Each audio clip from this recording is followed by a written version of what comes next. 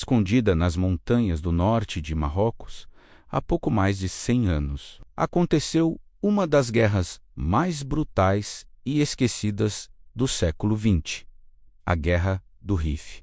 Este não foi apenas um conflito colonial, mas sim o berço da guerra de guerrilha moderna e palco de um crime de guerra terrível. O uso em massa de armas químicas contra civis. A história começa em 1921, quando a Espanha tentava impor seu domínio sobre a região do Rif, uma área montanhosa habitada pelas orgulhosas tribos berberes. Mas eles não contavam com a resistência feroz liderada por um homem visionário, Ebedei El-Krim El-Hatabi.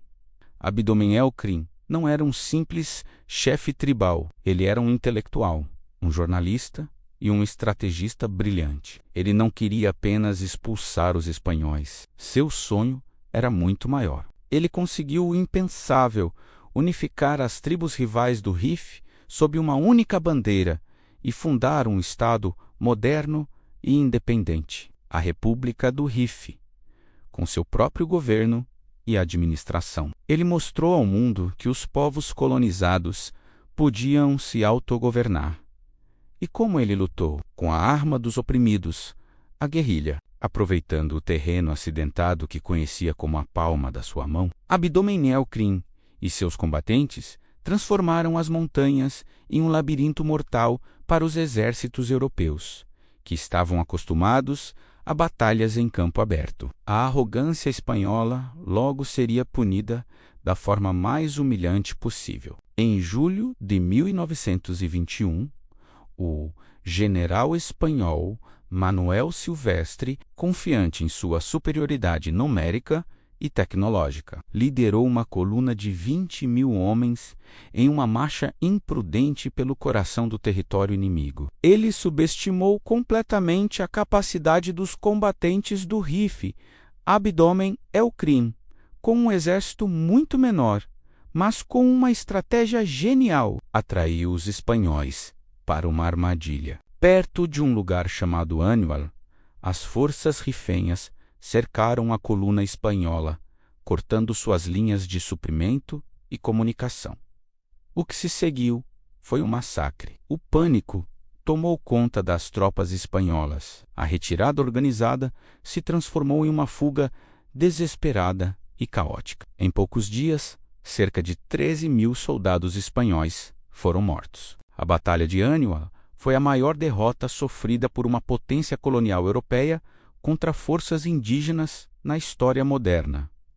A notícia do desastre caiu como uma bomba na Espanha. A opinião pública ficou chocada. O governo caiu e a crise política foi tão profunda que abriu caminho para a ditadura de Primo de Rivera em 1923. Para a Espanha, Anihuel não foi apenas uma derrota militar, foi uma ferida aberta no orgulho nacional. O sucesso de Abd el-Krim e a existência da República do Rif eram contagiantes. Sua luta inspirou outros movimentos anticoloniais ao redor do mundo e, mais importante, começou a ameaçar os interesses da outra grande potência colonial na região, a França. O território francês em Marrocos fazia fronteira com o Rif, e Paris temia que a rebelião se espalhasse para o sul. Em 1925, depois que as forças de Abd el-Krim fizeram incursões em território francês, a França decidiu que a República do Rif precisava ser destruída.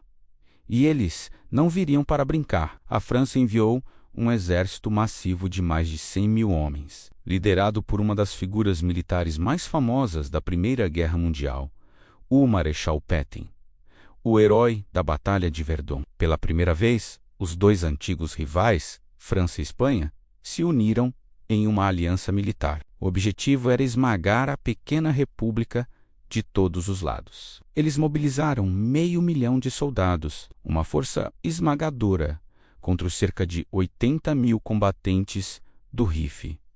Mas, mesmo com essa superioridade numérica, vencer nas montanhas era extremamente difícil. A guerrilha de Abd el-Krim continuava a infligir pesadas baixas. Incapazes de derrotar os guerreiros rifenhos no campo de batalha, os espanhóis, com a ajuda de técnicos alemães e o conhecimento francês, recorreram a uma tática covarde e desumana: o uso de armas químicas. Aviões espanhóis começaram a sobrevoar o Rif, mas em vez de bombas convencionais, eles lançavam bombas carregadas com gás mostarda, e os alvos não eram apenas posições militares. Eles bombardearam aldeias, mercados, rios e campos de cultivo. O objetivo era aterrorizar a população civil, envenenar sua comida e água e tornar a vida no Rif impossível. O gás mostarda é uma arma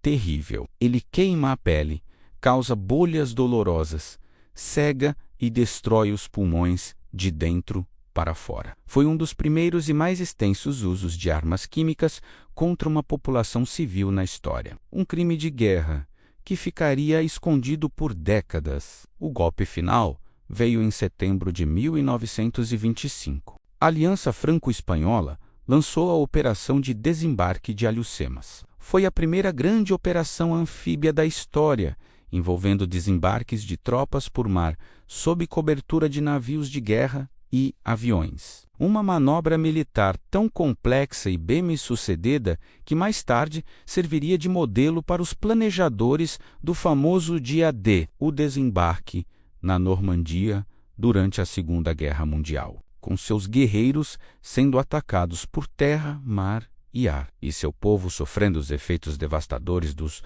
bombardeios químicos. Abdômen-Elkrim se viu em uma situação impossível. Para evitar o extermínio completo do seu povo, em maio de 1926, ele tomou a decisão dolorosa de se render. Mas ele não se rendeu aos espanhóis, a quem desprezava pelos crimes cometidos. Ele se entregou aos franceses. A República do Rif, aquele sonho de um Estado berbere livre e independente, chegava ao fim depois de 5 anos de uma luta heróica. Abdômen-Elkrim foi exilado para a remota ilha da Reunião, no Oceano Índico, onde passaria mais de 20 anos. Ele nunca mais pisaria em sua terra natal, mas o legado da Guerra do Rif é profundo e duradouro. No campo militar, ela provou a eficácia da guerrilha, do apoio aéreo e das operações anfíbias. No campo político, a guerra desestabilizou a Espanha, contribuiu para a queda da monarquia e foi o campo de treinamento para uma geração de oficiais, que mais tarde iniciariam a Guerra Civil Espanhola, entre eles, um jovem comandante da Legião Estrangeira Espanhola, chamado Francisco Franco, que construiu sua carreira e reputação com base na brutalidade da campanha do Rif. E o legado mais trágico é o da saúde. Até hoje, a região do Rif, em Marrocos, tem uma das maiores taxas de câncer de garganta e pulmão do país. Muitos pesquisadores, ativistas e, principalmente, os próprios habitantes da região acreditam que esta é uma consequência direta e persistente do gás mostarda que envenenou suas terras e seus antepassados. Há um século, a Guerra do Rif é uma história de coragem, de inovação tática e de um sonho de liberdade. Mas é também um lembrete sombrio da crueldade do colonialismo e das cicatrizes que as guerras deixam para trás, muito tempo depois que as armas se calam. É uma história que merece ser contada e lembrada. Obrigado por assistir. Se você gostou de descobrir mais sobre este capítulo esquecido da história, não se esqueça de deixar o seu like, se inscrever no canal e ativar o sininho para não perder os próximos vídeos. Até a próxima!